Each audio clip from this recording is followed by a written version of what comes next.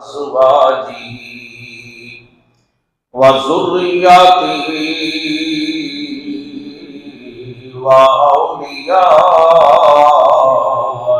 أمته وعلماء ملته واتباعه عليهم أجمعين. أما بعد فأعوذ بالله من الشيطان الرجيم. بسم الله الرحمن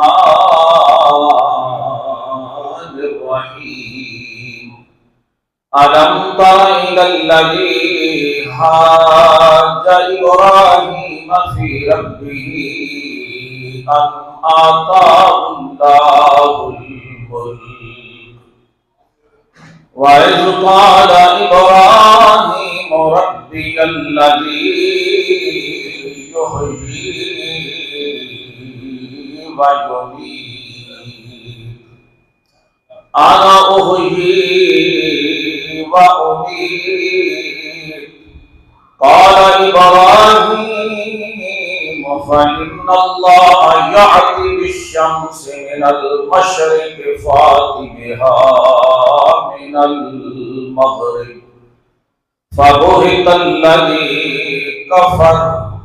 صدق الله مولانا العظيم وصدق رسوله النبي الكريم الأمين ونحن على ذلك من الشاهدين والشاكرين والحمد لله رب العالمين.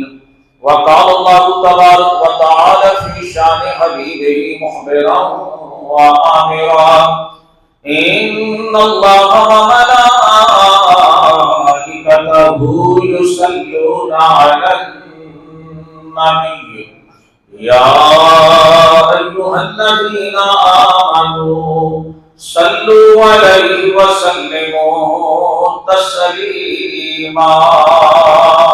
اللهم صل على سيدنا محمد وعلى آل سيدنا محمد وصحبه سيدنا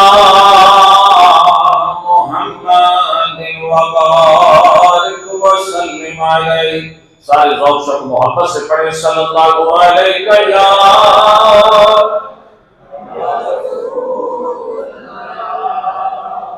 وسلم علیک یا حبیب اللہ صلی اللہ علیہ وسلم یا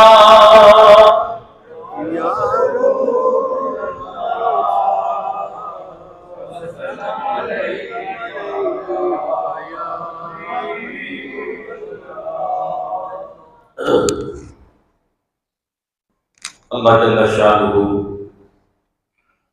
وعم نوالہ وعظم شانہ کی حمد و ثنا کے بعد درود علی محمود حضور سرور کائنات فخر موجودات نور مجسم شفیع معاشر بے کسوں کے کس بے بسوں کے بس بے سہاروں کے سہارا غریبوں کے حامی یتیموں کے والی شفیع المذنبین رحمت للعالمین تاجدار عرب و عجم فخر آدم و بنی آدم معلم کائنات ہادی برحق سید الانبیاء قائد الانبیاء امام الانبیاء سید الاولین والآخرین حضور پرنور شافع یوم نشور احمد مجتبی حضرت محمد مصطفیٰ صلی اللہ علیہ وسلم کے مقدس معطر معمر پاکیزہ بارگاہ میں ہدیہ درود و سلام پیش کرنے کے بعد میرے نہایت ہی واجب الاحترام قابل عزت و صد احترام معزز و محترم سامع حضرات، میرے محترم بزرگوں، محترم بھائیوں، عزیزوں، اللہ رب العزت کا لاتعداد شکر ہے کہ جس نے ہمیں اپنے پیارے محبوب صلی اللہ علیہ وسلم کی امت میں پیدا فرمایا۔ آج ہم گفتگو کریں گے ولادت سیدنا ابراہیم علیہ السلام پر۔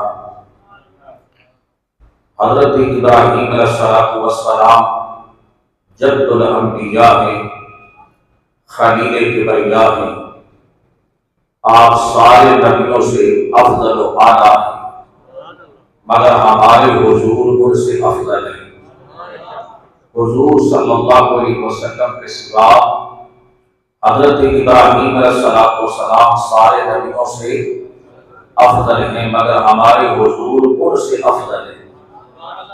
ہمارے حضور صلی اللہ علیہ وسلم ان سے افضل و اعلیٰ ہیں۔ آگے تشریف لے آئیں، یہاں آ جائیں میرے پاس ماشاءاللہ حافظ صاحب پہلی سب میں آ جائیں، یہاں ہے جگہ۔ تو حاضرین محتشم، حضرت ابراہیم علیہ السلام پر ذکر کرنا سنت الہیہ ہے۔ حضرت ابراہیم علیہ السلام کا ذکر ہم اس لیے کرتے ہیں کہ ان کا ذکر کرنے کا حکم اللہ تعالیٰ نے قرآن میں دیا ہے۔ وَاذْكُرْ فِي الْكِتَابِ إِبْرَاهِيمَ إِنَّهُ كَانَ صِدِّيقًا نَبِيًّا۔ کتاب میں ذکر کرو حضرت ابراہیم علیہ السلام کا، بے شک وہ اللہ تعالیٰ کے سچے نبی تھے۔ تو حضرت ابراہیم علیہ السلام کا ذکر کرنا سنت الہیہ ہے، بلکہ سارے نبیوں کا، سارے رسولوں کا اور سارے ولیوں کا ذکر کرنا بھی سنت الہیہ ہے۔ اس لیے ہم انبیاء کرام کا ذکر کرتے ہیں، اور خصوصی طور پر آج ہم حضرت ابراہیم علیہ السلام کا ذکر کر رہے ہیں، اس لیے کہ ان کا ذکر کرنا رب ذوالجلال کی سنت ہے۔ تو حضرت ابراہیم علیہ السلام جس زمانے میں، جس دور میں تشریف لائے، وہ نمرودی دور تھا۔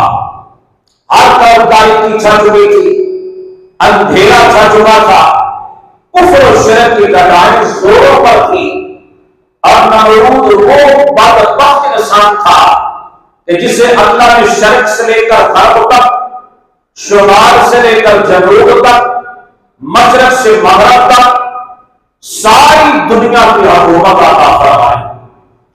1000 سال تک نمرود کا اقتدار رہا، اتنی لمبی حکومت، 1000 سال تک وہ تخت شاہی پر بیٹھتا رہا، مگر اس کے باوجود بھی کبھی اس کو درد سر بھی نہیں ہوا۔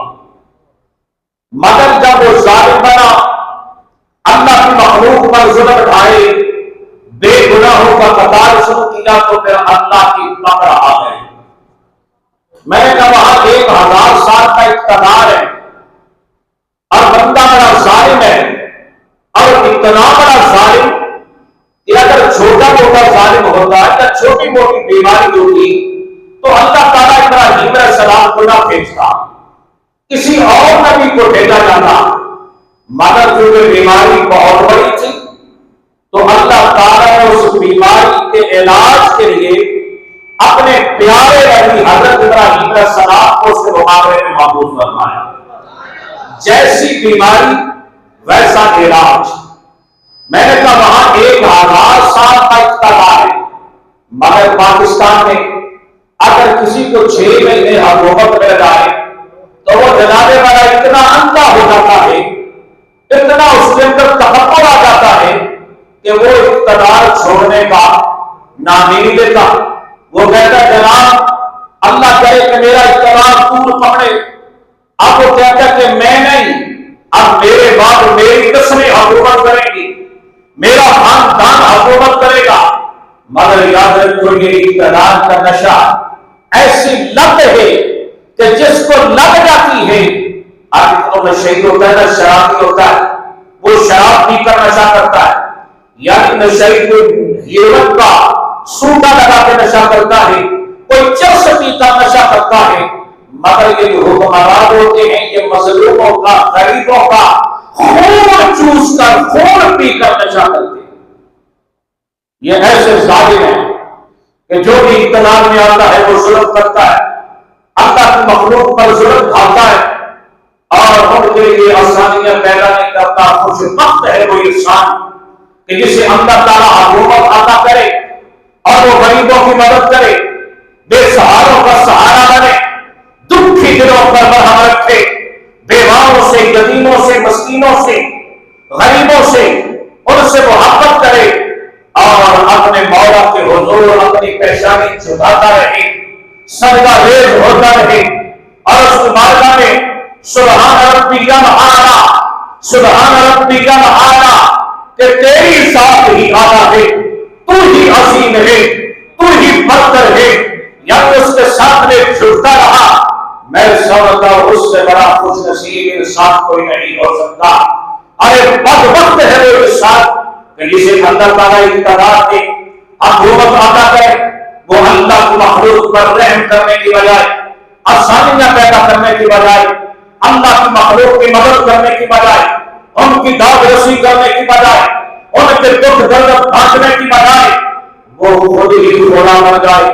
ان بدبخت انسانوں میں ایک نمرود تھا جسے اللہ نے شرک سے برف تک کی حکومت عطا فرمائی، مگر وہ سجدہ شکر ادا کرنے کی بجائے، اللہ کے حضور جھکنے کی بجائے وہ خود خدا بن گیا اور وہ کہنے لگا انا ربکم الاعلی کہ میں تمہارا سب سے بڑا رب ہوں۔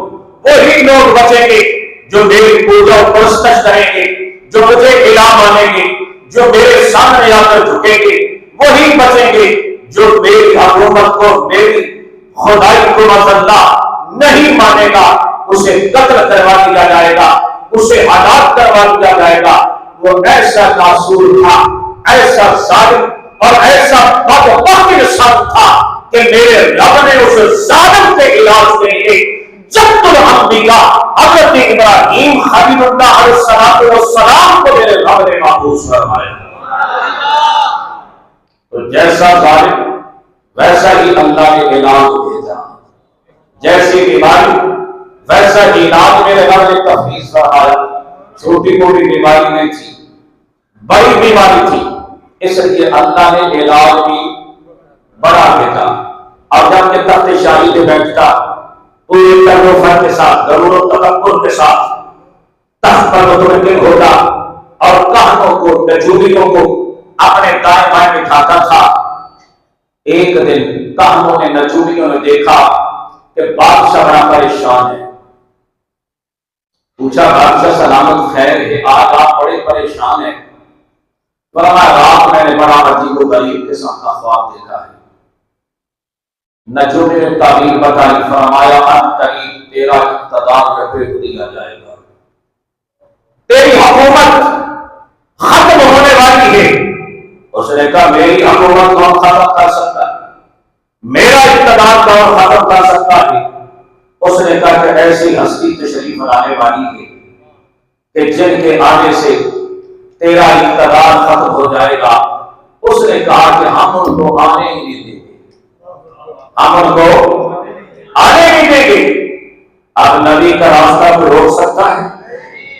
اب سب سے پہلا فرمان نمرود نے یہ جاری کیا کہ آج کے بعد مرد اپنی بیویوں سے جدا ہوتا ہے تاکہ کوئی بچہ دنیا میں آئے نہ، اور جو مائیں حاملہ ہیں، جو عورتیں حاملہ ہیں، جیسے ہی بچہ پیدا ہو جلادوں کو حکم دے دیا کہ جس گھر میں بچہ پیدا ہو اسے قتل کر دیا جائے۔ اب جلاد کھڑے ہو گئے مختلف رپورٹ کر کے کہ فلاں گھر میں بچہ پیدا ہونے والا، جلاد کو ہم پہلے ہی آ جاتے، اب بچوں کا قتال شروع ہو گیا۔ میرے رب نے پہلے اسے کچھ نہیں کہا، مگر جب بے گناہوں کا خون بہتا ہے، مظلوموں کا، معصوموں کا جب خون گرتا ہے تو پھر میرے رب کا عدل جو ہے وہ حرکت میں آ جاتا ہے، اور پھر میرا رب جو ہے ان ظالموں کا بیڑا غرق جو ہے وہ نیکوں سے کرواتا ہے۔ پھر اللہ تعالیٰ کسی نہ کسی محفوظ فرماتا ہے جن کے ہاتھوں ان کی ہلاکت اور ان کی تباہی اور بربادی کا سامان بن جاتا ہے۔ اب جب اس نے قطار شروع کروا لیا، اب مخبر آتا ہے، رپورٹ دیتے کہ فلاں گھر میں بچہ آنے والا ہے، جنات آتے وہ آ کر اس کو قتل کر دیتے۔ اب جس کی حفاظت خدا کرے، جس ہستی کا محافظ اللہ نہیں سمجھا، اب وہ ہستی آ رہی ہے جو بڑی شان والے، جو بڑی عظمت والے۔ پتا چلا نبیوں کا راستہ روکنا، نبیوں کے میلاد پر پابندی لگانا کہ تاکہ نبی کا میلاد نہ ہو، اور یہ نمرودیوں کا طریقہ ہے۔ اب میلاد منانا رسول اللہ کے غلاموں کا طریقہ ہے، میرے حضور کے صحابہ کا طریقہ ہے۔ پہلا فرمان تو اس نے یہ جاری کیا کہ منصوبہ بندی شروع کر دو، آج کے بعد بچے پیدا کرنے بند کر دو، اور جو پیدا ہو اسے قتل کر دیا جائے۔ اب اس نے کوشش کی کہ نبی کا راستہ بن جائے گا، وہ ہستی جو تشریف لانے والی ہے، اسی طرح وہ دنیا میں آنے سے پہلے ہی اللہ نہیں لا سکتے کہ اگر آگے تو قتل کر دیا جائے گا۔ اب حضرت ابراہیم علیہ السلام کی بات کا واسطہ جن کے شکر میں آپ تشریف لا چکے تھے، اب وہ لمحہ تو قریب آ رہی ہے۔ اب ماں نے دیکھا کہ شہروں میں ہر طرف جلاد کھڑے ہیں، پہرے دار کھڑے ہیں، خونخوار درندے کھڑے ہیں جو بچوں کو سیما کر رہے ہیں، بے گناہوں کا خون بہایا جا رہا ہے۔ تو حضرت ابراہیم علیہ السلام کی بات کا واسطہ نے شہروں میں خطرہ جانا کہ یہاں عافیت نہیں، انسانوں سے خطرہ محسوس کیا، اور آپ نے رخ کیا جنگلوں کا کہ میں جنگل میں چلی جاتی ہوں۔ حالانکہ جنگلوں میں درندے رہتے ہیں، خونخوار بھیڑیے رہتے ہیں، آپ نے ان میں عافیت جانی، شہر سے خطرہ تھا۔ جب وہ قریب کو لمحہ قریب آیا، حضرت ابراہیم علیہ السلام کی بات کا واسطہ آپ دور جنگل میں تشریف لے گئی، ایک پہاڑ کی غار میں آپ جلوہ گر ہو گئی، وہاں جا کر بیٹھ گئی، اور وہ وقت آیا، وہ گھڑی آئی، وہ لمحہ آیا کہ جد الانبیاء کی ولادت کی گھڑی آ گئی۔ وہ شان والا نبی، وہ عظمتوں والا نبی، جو سارے نبیوں سے اعلیٰ نبی، ہمارے حضور کے جدے اعلیٰ نبی، وہ نبی تشریف لا رہے ہیں۔ جب حضرت ابراہیم علیہ السلام منصہ شہود پر جلوہ گر ہوئے، ولادت کا سعادت ہوئی، آپ دنیا میں تشریف لائے۔ حضرت ابراہیم علیہ السلام کے قدموں کی برکت سے وہ تاریخ غار جو تھی، اللہ نے اس تاریخ غار کو بھی روشن کر دیا، یعنی وہ غار چمکنے لگی، روشن ہو گئی۔ حضرت ابراہیم علیہ السلام کے قدموں سے غار منور ہو گئی۔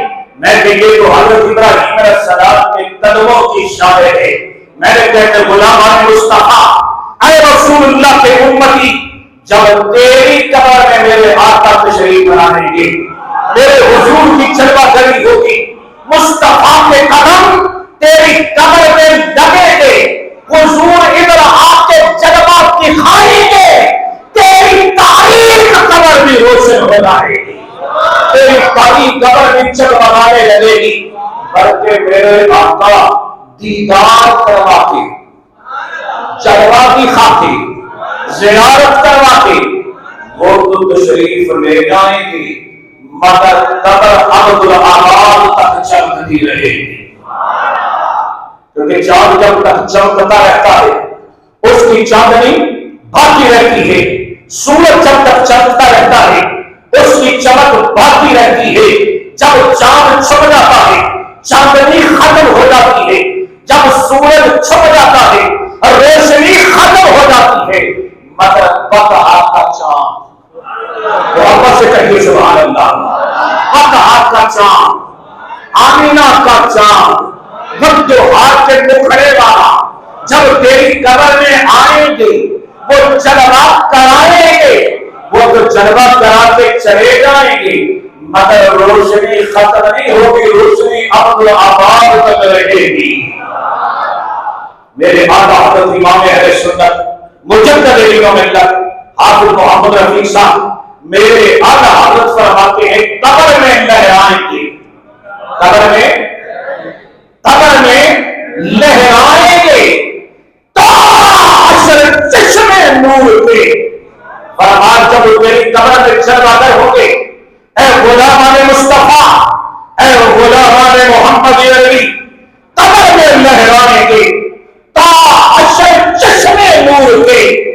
جمع فرما ہوگی جب طلعت رسول اللہ کی، فرمایا وہ جلوہ کرائیں گے، تیری قبر کو جلوہ کرائیں گے، فرمایا وہ تو تشریف لے جائیں گے مگر تیری قبر آدھا فرماتے پھر قبر میں لہرائیں گے تا حشر چشمے نور کے، تا حشر چشمے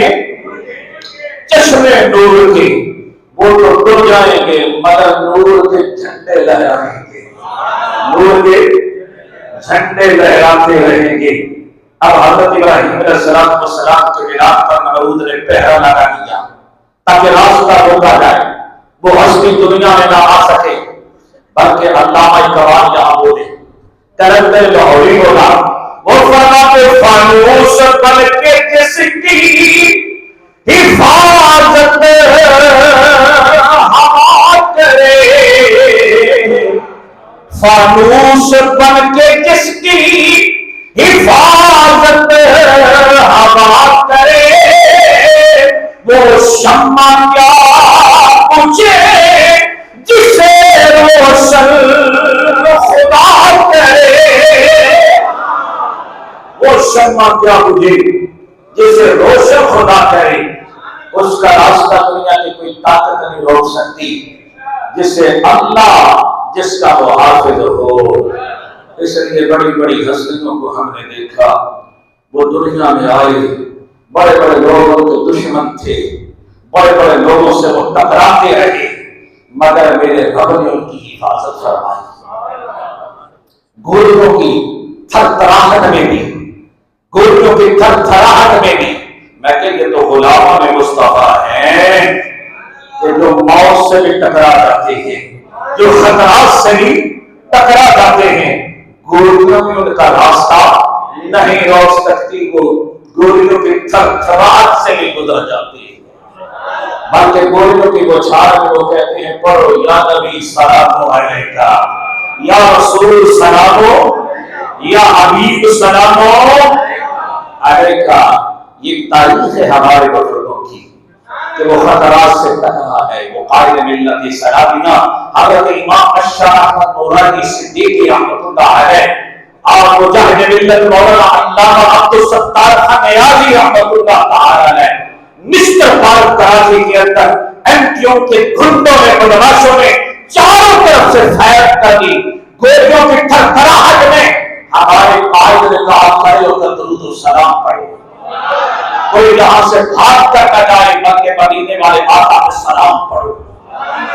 ہمارے بزرگوں کا کردار ایسا رہا، میں نے کہا ہم تو اس دور میں ایسے لوگوں کو دیکھا ہے، تو پھر نبیوں کی شان سبحان اللہ، ان کا راستہ کون روک سکتا ہے؟ نبی کا راستہ کوئی نہیں روک سکتا۔ اب حضرت ابراہیم علیہ السلام کی اماں بڑی رازداری سے ان کو غار کے اندر لٹا دیا، کپڑے میں لپیٹ کر غار میں لٹا کر اللہ کے سپرد کر کے واپس آ جاتی اپنے گھر کی طرف، شہر کی طرف واپس تشریف لے آتی، اگلے دن پھر گئی تاکہ اپنے نور نظر لگتے جگر تو دیکھاؤں۔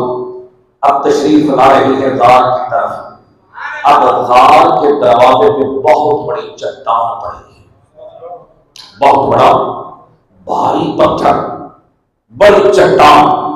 آپ نے پہاڑوں میں دیکھا بڑے بڑے پتھر ہوتے ہیں، اس کو کوئی ہلا نہیں سکتا بغیر کریل کے، اس کو آگے پیچھے نہیں کیا جا سکتا۔ بڑا سا پتھر غار کے دروازے کے آگے پڑا ہوا تھا۔ آپ کی والدہ ماجدہ دیکھتی جا رہی ہیں کہ دور سے نظر پڑی غار کا دروازہ بند ہے۔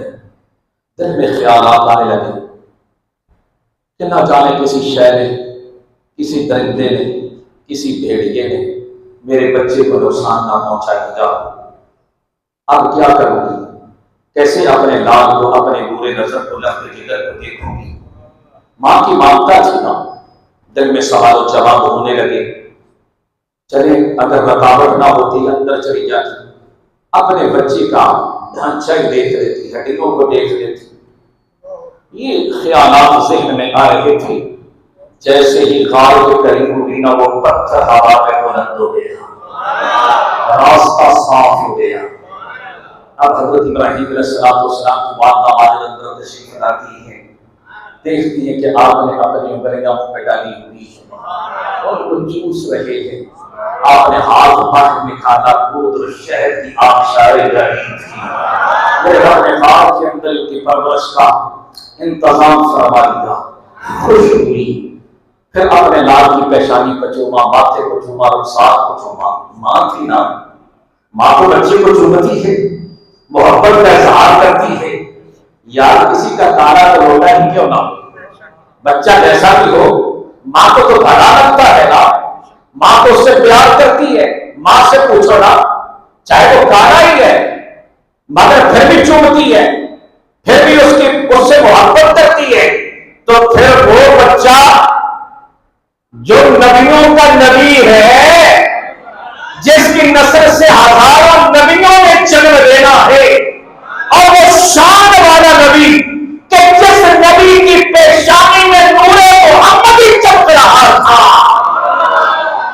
اتنی بڑی شان والا نبی تو چومتی ہے، محبت کرتی ہے، پیار کرتی ہے۔ پھر واپس آ جا، اسی طرح جاتی رہی، آتی رہی، بچے کو دیکھتی رہی، پرورش ہوتی رہی۔ اب حضرت ابراہیم علیہ السلام کو چلنے کے قابل ہو گئے، انگلی سے لگایا پکڑ کر ان کو شہر کی طرف تشریف لائی۔ حضرت ابراہیم علیہ السلام نے جب شہر کے ماحول کو دیکھا، دھند کو دیکھا، تاریکی کو دیکھا، جہالت کو دیکھا، گمراہی کو دیکھا کہ کوئی جنابے والا ستاروں کو خدا بنا رہا ہے، کوئی پتھروں کو خدا بنا کے پوچھ رہا ہے، کوئی سورج کی پوجا پاٹ کر رہا تھا، کوئی چاند کو خدا بنا کے بیٹھا تھا۔ گھر گھر میں لکڑ اور پتھر کی بنی ہوئی مورتیاں، لوگ ان کو اپنا خدا مان رہے تھے۔ حضرت ابراہیم علیہ السلام نے جب اس گند آلود ماحول کو دیکھا تو اللہ کے نبی نے تبلیغ کا آغاز اپنے گھر سے شروع فرمایا۔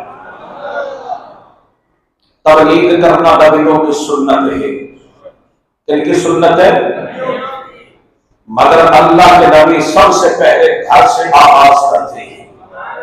حضرت ابراہیم علیہ السلام کا جو چچا تھا آزر، جس کا نام قرآن میں اس کا ذکر ہے، وائس کا ابراہیم اور ابھی ہے آزرا۔ حضرت ابراہیم علیہ السلام کے چچا کا نام آزر ہے۔ عربی کے اندر باپ کے لیے کئی الفاظ آئے ہیں۔ آزر آپ کا چچا ہے، باپ آپ کے والد ماجد آپ کی ولادت سے پہلے ہی ان کا وصال ہو چکا تھا۔ حضرت ابراہیم علیہ السلام کے یتیم پیدا ہوئے، والد ماجد کی ولادت سے پہلے پردہ فرما چکے تھے۔ آپ کی پرورش آزر کے گھر میں بھی آزر بت تھا، بت فروش تھا، جو بت تراش کے بازار میں سیل کرتا تھا، اس کا بزنس تھا، کاروبار تھا۔ اب حضرت ابراہیم علیہ السلام کے آبا و اجداد کے ساتھ کیا تعلق تھا؟ وہ چچا عربی کے اندر ابھی چچا کو بھی کہا جاتا ہے۔ میرے حضور نے فرمایا تمہارے تین طرح کے باپ ہیں، کتنے؟ ایک وہ جو تمہارا والد حقیقی ہے، جس کے ذریعے سے تمہاری ولادت ہوئی، یعنی تمہارا حقیقی باپ جو تمہاری ولادت کا سبب بنا، وہ تمہارا حقیقی باپ ہے۔ اور دوسرا باپ تمہارا وہ ہے جس نے تمہیں اپنی بیٹی دی، جس نے تمہیں اپنی اونچی بولو اور سسر کا ادب باپ کی طرف کرنا چاہیے۔ فرمایا دوسرا تمہارا باپ وہ ہے جس نے تجھے اپنی بیٹی دی، یعنی تیرا سسر۔ حضور نے فرمایا وہ کیا ہے؟ تیرا باپ ہے۔ اور فرمایا تیسرا وہ جس نے تیری تعلیم و تربیت کی، تجھے ایجوکیشن دی، تجھے تعلیم دی، تجھے قرآن سکھایا، قرآن پڑھایا، تجھے حدیث پڑھائی، تجھے علم عطا کیا۔ فرمایا وہ استاد بھی تیرا باپ ہے، وہ بھی تیرا۔ مجھے بولو، آج کے ہم ان رشتوں کو سمجھیں، ان کے تقدس کو سمجھے، ان کا احترام کریں، ان کی عزت کریں۔ فرمایا ایک باپ وہ ہے جس نے تجھے جنم دیا، جس کے ذریعے سے تیری ولادت ہوئی، وہ تیرا حقیقی باپ ہے، اور دوسرا جس نے تجھے بیٹی دی وہ بھی باپ کے درجے پر ہے، اس آدمی باپ کے درجے پر ہے۔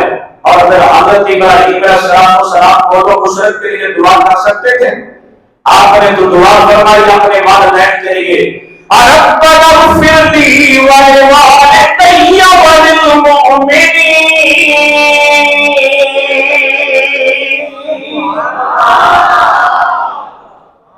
ذرا ایک بار ہوت کہہ چلو ایسے کرے سبحان اللہ، ماشاءاللہ دیکھا کہ وہ ساڈا سیف خون بن جاتا ہے، یہ لگتا ہے کہ میں سانو ایک ڈریپ پر لگ گئی، کیا لگ گئی؟ خون دی۔ جدو مجمع نہ بولے تو مولوی کا اللہ بھی سوچ جاتا ہے کہ یار میں کتنا بے بس میں آنے کو خدا کا شکر ہے کہ یہ مجمع جو ہے اسے کہنا نہیں پڑتا، یہ بغیر کہنے کی سبحان اللہ کہہ دیتے، اور اس پر اجر بھی ہے، اس پر جزا بھی ہے۔ ماں کے تانکے کی سبحان اللہ میں وہ مزہ جو آپ خود ہی کہہ دیتے، اس میں مزہ بھی ہے، محبت بھی ہے، چاہت بھی ہے۔ تو میں عرض کر رہا تھا کہ حضرت ابراہیم علیہ السلام نے اپنے والدین کے لیے دعا فرمائی، ربنا اغفر لی، یا اللہ مجھے بھی بخش دے اور میرے والدین کو بھی بخش دے، وللمؤمنین، یا اللہ سارے ایمان والوں کی بخشش فرما۔ یہ حضرت ابراہیم علیہ السلام کی دعا ہے، یہ ہمارے آقا کریم امام الانبیاء جناب محمد مصطفیٰ صلی اللہ علیہ وسلم کی سنت ہے۔ تو حضرت ابراہیم علیہ السلام نے جس گھر میں ماحول دیکھا تاریخی ہے، جہالت ہے، بت تراش، بت خراش، بڑے بڑے بت بناتے ہوئے بازار میں سیل کیا جاتا ہے۔ اب حضرت ابراہیم علیہ السلام نے قوم کو بڑے حکیمانہ انداز سے سمجھایا، بڑی حکمت سے، بڑے طریقے سے آپ نے ان کی اصلاح کی کوشش کی۔ فرمایا سورج کو خدا مانتے ہو، چاند کو خدا مانتے ہو اور ستاروں کو خدا مانتے ہو، جب وہ چھپ گئے فرمایا جو چھپ جائے میں اس سے محبت نہیں کرتا، وہ خدا بھی ہو سکتا۔ انی وجہت وجہی للذی فطر السماوات والارض، اور محبت سے کہہ سبحان اللہ۔ آج میرا دل کرتا ہے میں قرآن پڑھ جاؤں، آپ کی ماں سے محبت سے سبحان اللہ کرتے، میرا دل کرتا ہے میں ترجمہ پڑھا کہ جب تسا چپ کر جاتے ہو میں کہنا نہیں ہوں جی پڑھا، آسانی سے پڑھو۔ انی وجہت وجہی للذی فطر السماوات والارض، ہمارے سورج کو خدا مانتے ہو، چاند کو خدا مانتے ہو، ستاروں کو خدا مانتے ہو، جو چھپ جائے ابراہیم اس سے محبت وہ خدا نہیں ہو سکتا۔ انی وجہت وجہی للذی فطر السماوات والارض، اور میں تو اپنا چہرہ پھیرتا ہوں اس کی طرف، اور جس نے سورج کو، چاند کو، آسمانوں کو، زمین کو پیدا فرمایا ہے۔ آپ سمجھ میں آئی ہے یا اگلی بھی گئی؟ انی وجہت وجہی للذی فطر السماوات والارض، فرمایا میں اس کی طرف اپنا چہرہ کرتا ہوں جس نے زمینوں کو، آسمانوں کو، سورج کو، چاند کو پیدا فرمایا ہے، وہ میرا رب ہے۔ ایک دن آپ کے چچا نے کہا دیکھا میں بوڑھا ہو گیا ہوں، بڑھاپا ہے، ایسے کرو میری مدد کرو، کام کاج میں میری ہیلپ کرو۔ فرمایا بہت اچھا۔ انہوں نے آپ کو نہ کچھ بت دیے، 2 بت دیے، فرمایا میں بت بنا دیا کروں گا، تم بازار میں جا کر سیل کرایا، فروخت کرایا۔ پہلے دن آپ بت لے کر بازار میں جا رہے ہیں سیل کرنے کے لیے۔ حضرت ابراہیم علیہ السلام نے بت لیے، ایک رسی لی، اسے جیب میں ڈالا، جیسے ہی گھر سے باہر نکلے اس کا ایک کونا ایک کے گلے میں باندھا، دوسرا کونا سرا دوسرے کے گلے میں باندھا، ان کو گھسیٹتے ہوئے لے جا رہے، گھسیٹتے ہوئے، اونچی بولو، بازار کی طرف لائے۔ اب بتوں کے پجاریوں نے دیکھا کہ دیکھو یار ہمارے بتوں کی تذلیل کر رہا ہے، عمر کتنی ہے؟ 9-10 سال،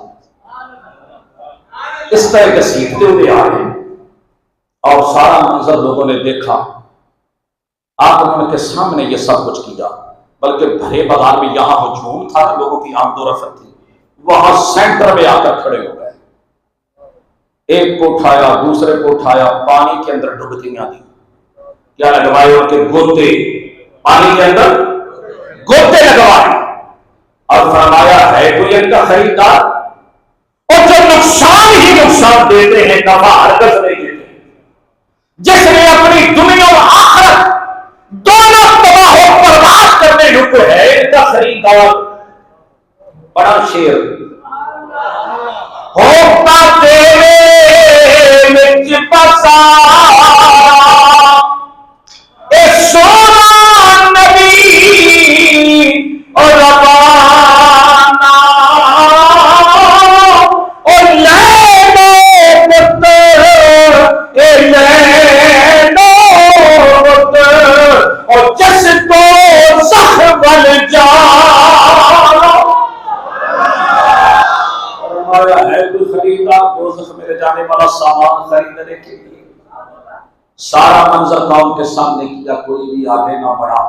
قرآن میں اللہ فرماتا ہے آتی دن فرمائے میں ایک دن ضرور تمہارے خداؤں کا برا بھلا چاہوں گا، اس طرح ذلیل کروں گا، ننگا کر کے تمہارے سامنے رکھ۔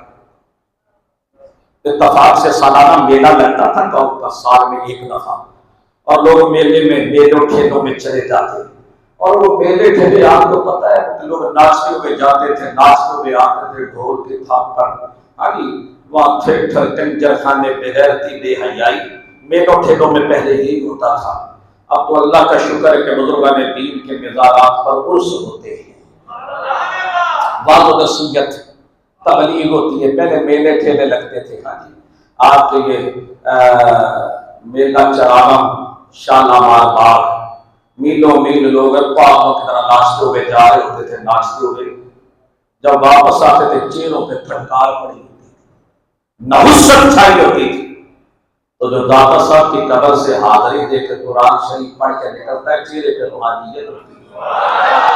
جو حضور شاہ محمد غوث کی چوکھٹ کو چوم کر یہاں بیٹھ کے جتنی دیر قرآن پڑھتا رہے، ذکر و اذکار کرتا رہے، جب گھر واپس جاتا ہے چہرے پہ روحانیت ہوتی ہے، دل نرم ہوتی ہے، اللہ گناہوں سے حفاظت فرماتا ہے۔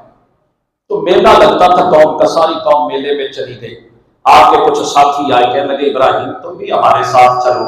آپ نے فرمایا نہیں، آج میری طبیعت ٹھیک ہے، آج مجھے بخار ہے۔ مجھے کیا ہے؟ مجھے بولو۔ جب معاشرے کو دیکھا فرمایا قوم میلوں ٹھیلوں میں لگی، حالات کس طرف جا رہے، جہالت گمراہی، اور ابراہیم تو خاموش بیٹھا ہے، تو بخار تو آنا تھا نا، اللہ کرے گی ہو یا بخار تو آنوں بھی چڑھے۔ آپ دعا مانگیا کرو، جس دن بخار پاکستان کی ساری قوم کو آگے آنا اور اگلی صبح آنے والی یہ ملک میں نظام مصطفیٰ کی ہوگی۔ یہ بخار آیا ہی تیری رگے غیرت کری اور پھڑکی نہیں، تیری وابستگیاں، تیری ہمدردیاں اور تیری محبتیں کسی اور کے ساتھ ہیں۔ اس ملک کا فیصلہ، اس ملک کی تقدیر 500 یا 1000 لوگوں کے سپرد نہیں، یہ 23 کروڑ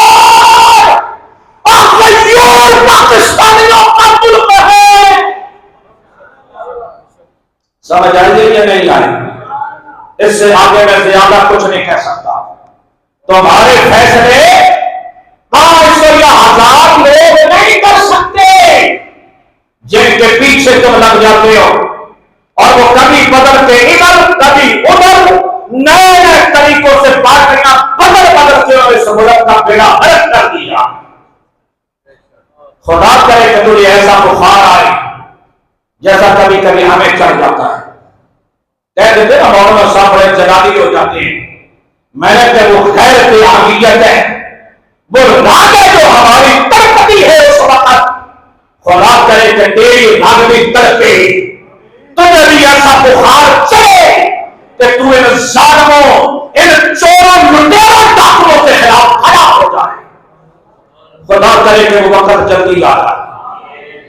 اللہ میری اس قوم کو بیدار کر دے، جس طرح حضرت ابراہیم علیہ السلام نے قوم کو بیدار کرنے کی کوشش کی، جگانے کی کوشش کی، اور یہ وہ سیاست ہے جو حضرت ابراہیم علیہ السلام نے کی ہے۔ فرسودہ نظام کے خلاف، ظالموں کے خلاف حضرت ابراہیم علیہ السلام کھڑے ہو گئے۔ ساری قوم میلے میں، حضرت ابراہیم علیہ السلام اکیلے ان کے شاہی بت خانہ میں چلے گئے، آپریشن شروع کر دیا۔ ہیرے جواہرات سونے چاندی سے مزین ان کے بت تھے، بت خانے میں جو پڑے تھے۔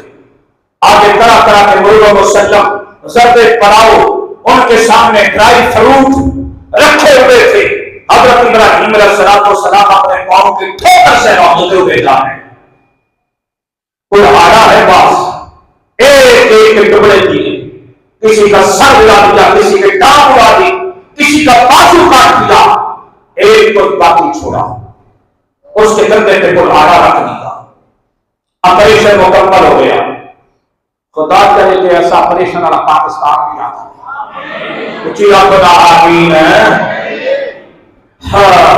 اللہ کرے کہ ایسا آپریشن ہو، ان ظالموں کی نسلیں بھی یاد رکھیں، ان لٹیروں کی نسلیں بھی یاد رکھیں، مگر ہم بے بس ہیں، ہم مجبور ہیں، ہم اللہ کی بارگاہ میں دعا ضرور کرتے ہیں، یا اللہ کوئی ابراہیم علیہ السلام کا غلام بھیج دے، داتا صاحب کا غلام بھیج دے جو ایسا آپریشن پاکستان میں بھی کر دے، سارا گند مند صاف کر کے چند دنوں میں پاکستان کو مدینے والے راستے پہ ڈال دے، جو ساری قوم کو پھر صبح حرم لے کر چلے، گنبد خضرا کے سائے تلے ہمیں جمع کر دے۔ یہ دعا تو کر سکتے ہو نا، کہ دعا کے بھی پیسے لگتے ہیں، رات کو رویا کرو، اٹھ کے گڑگڑایا کرو، اللہ کی بارگاہ میں فریاد کیا کرو۔ رونے والے بندے میرے حق کو بڑے پسند ہیں۔ حضرت ابراہیم علیہ السلام آپریشن کر کے ساتھ گھر میں تشریف لے آئے، قوم واپس آئی، چلو اپنے بتوں کے سامنے پیشانی دیکھتے چلے، دیکھا آگے بت خانے میں پیڑا درد ہوا پڑا، میلا پیڑ ہوئے پڑے، ستیہ ناش ہوا پڑا، کسی کا سامنے، کسی کی ٹانگ نہیں، کسی کا بازو نہیں، یعنی ایسی کہ جناب والا سب کا بیڑا غرق ہے۔ قوم آ کر کھڑی ہو گئی، دیکھنے لگی کہ منظر یہ کون ہے، کس نے ایسا کیا؟ پیچھے سے دو باتیں بولے، کہنے لگے یار ہم نے ایک دن ایک بچے کو، نوجوان کو بتوں کے خلاف تقریر کرتے ہوئے، باتیں کرتے ہوئے، گفتگو کرتے ہوئے سنا تھا، جو ہمارے بتوں کے بارے میں بڑا آج ہوتا تھا، برا بھلا کہہ رہا تھا۔ پوچھا اس کا نام کیا؟ کہنے لگے اس کا نام ابراہیم ہے۔ کہنے لگے اچھا۔ آپ چلتے چلتے مکہ کے حکمران نمرود تک پہنچ گئے، ساری قوم نمرود کے دربار میں کھڑی ہے، انتقام کی صدائیں بلند کر رہی ہے، ہم اپنے معبودوں کا ان سے انتقام لیں گے، بدلہ لیں گے۔ اب نمرود نے اس پہنوں کو بھیجا حضرت ابراہیم علیہ السلام کو پکڑنے کے لیے، بلانے کے لیے۔ اب جناب والا وہ جو سپاہی کا دروازہ کھٹکھٹایا، حضرت ابراہیم علیہ السلام گھر میں اکیلے تھے، آپ باہر تشریف لائے، انہوں نے کہا کہ نمرود نے بلایا، فرمایا چلو۔ چہرے پر کوئی شکر نہیں، کوئی ندامت نہیں، کوئی شرمندگی نہیں، ایسے باروق طریقے سے چلتے ہم نبی کے چہرے ہوتے ہی باروق ہیں۔ ایمان سے وہ جدھر سے گزرتے ہیں نا، اور جس پر نگاہ ڈال دیتے ہیں وہ بھی نگاہیں چکا لیتا ہے۔ حضرت ابراہیم علیہ السلام بھرے دربار میں آ کر کھڑے ہو گئے، دل ہی دل میں بڑے خوش ہیں، اے اللہ تیرا شکر ہے کہ آج بنا بنایا، سجیا سجایا، تھپیا تھمایا، تو نے مجمع مجھے عطا کر دیا ہے۔ آج میں اشتہاروں سے، ایڈورٹائز سے لوگوں کو بلاتا شاید اتنے لوگ نہ آتے، آج تو نے کتنی مہربانی کی ہے کہ پوری قوم کو ایک جگہ پہ جمع کر دیا ہے، آج تو مزہ آ جائے گا۔ حضرت ابراہیم علیہ السلام نے ہجرت میں کہہ کہ آج میرا پیغام ساری قوم تک پہنچ جائے گا۔ حضرت ابراہیم علیہ السلام اس نمرود کے دربار میں پہنچے، نمرود کے بعد جوڈیشری جج بیٹھے ہوئے تھے، سپریم کورٹ کے جناب جج عدالت لگا کے بیٹھے تھے، انہوں نے ابراہیم علیہ السلام کے کیس پر سوال کیے کہ اے نوجوان، کیا ہمارے خداؤں کا یہ جو حال ہے، ان کا یہ جو جناب والا آپریشن ہے، ان کا جو بیڑا غرق کیا کس نے کیا؟ آپ نے کیا؟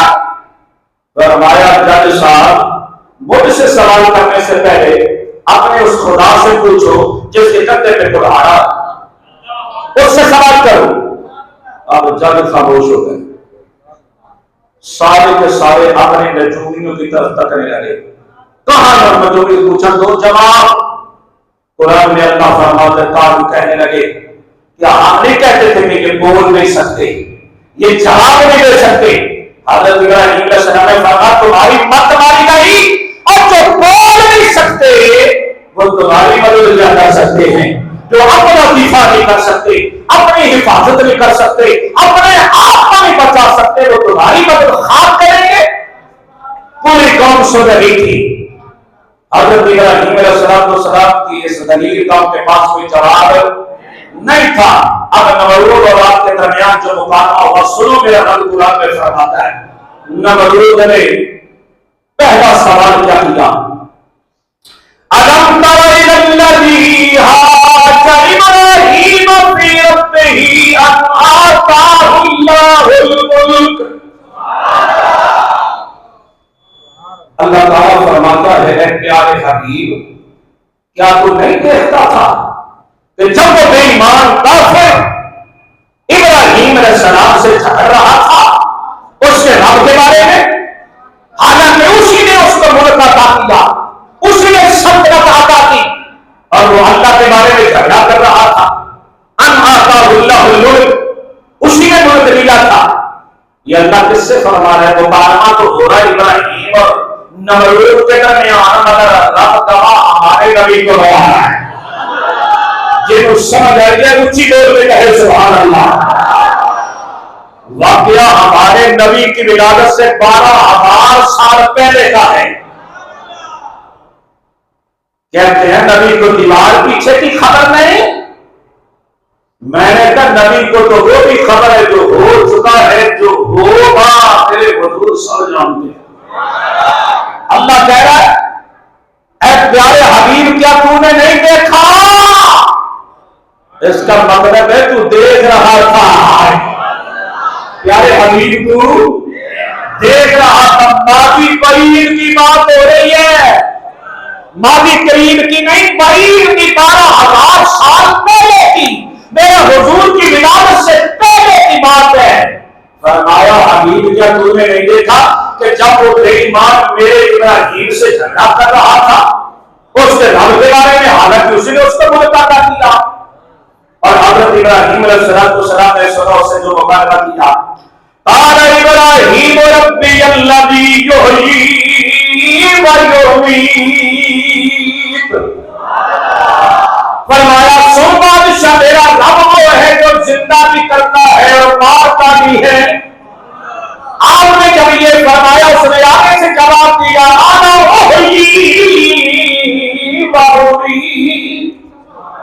کہنے لگا یہ تو میں بھی کر سکتا ہوں, میں بھی زندہ کر سکتا ہوں, میں بھی مار سکتا ہوں. فرمایا کر کے دکھا.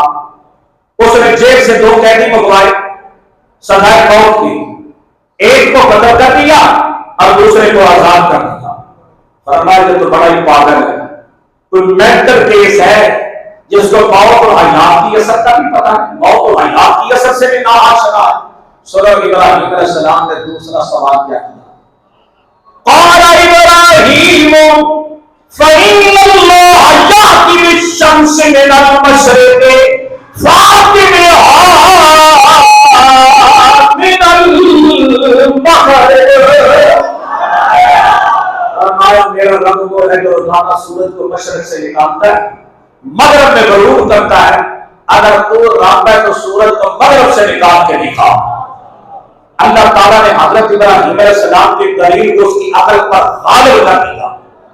حالانکہ اعتراض وہ کر سکتا تھا, اعتراض کرنا کم سمجھتا ہے, وہ کہہ دیتا ہے تسی کر کے بخاؤ, مگر اللہ تعالیٰ نے اسے بولنے کی طاقت نہ دی, اس کی عقل کو مفلوج کر دیا. حضرت ابراہیم علیہ السلام کی دلیل کو غالب کر دیا اس کی عقل پر. قرآن میں کہتے کافر بے بس ہو گیا, فَوَحِقَ الَّذِي كَفَرَ, کافر حقا پکا رہ گیا. یہ تو چنگا لفظ سمجھ کیا رہ گیا, حقا.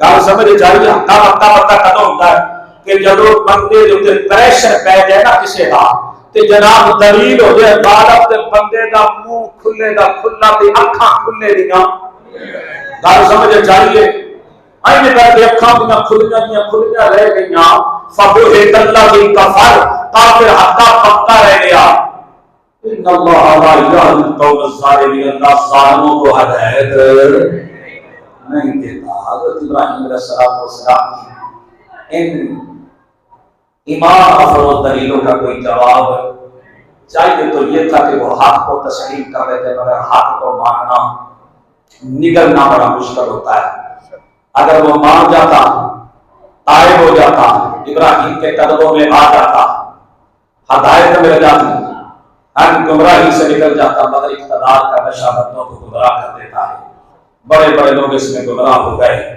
بڑوں بڑوں کا بیڑا غرق ہو گیا ستیہ ناز ہو گیا جب نہیں سمجھے تو پھر میرا کام دوسرے طریقے سے سمجھ آتا ہے پھر رب نے کیسے سمجھایا یہ بھی بتاؤں گا پھر کیسے اس کو سزا ملی کیسے اللہ کی پکڑ میں آیا انشاءاللہ اگلے جمعہ اس کو گفتگو کریں گے اللہ مجھے آپ کو ہدایت عطا فرمائے ظالموں کے ظلم سے بچائے وآخر دعوانا الحمدللہ رب العالمین